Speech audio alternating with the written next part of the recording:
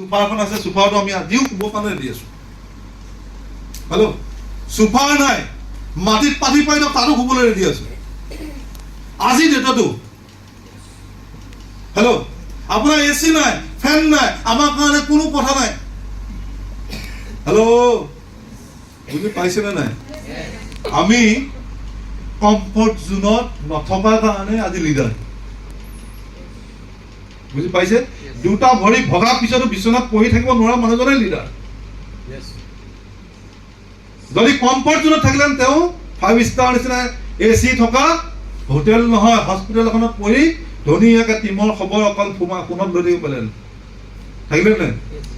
বাট commitment টিমৰ ওচৰত আছে, সেইটো কাৰণে কনফিডেন্স আছে, আৰু সেইটো কাৰণে তেওঁ বিলিভ আছে, আৰু সেইটো কাৰণে তেওঁ হেল্ল' হাৰ্ড ৱৰ্ক কৰিব পাৰে, আৰু সেইটো কাৰণে তেওঁ কমফৰ্ট জোনৰ পৰা আঁতৰি থাকে।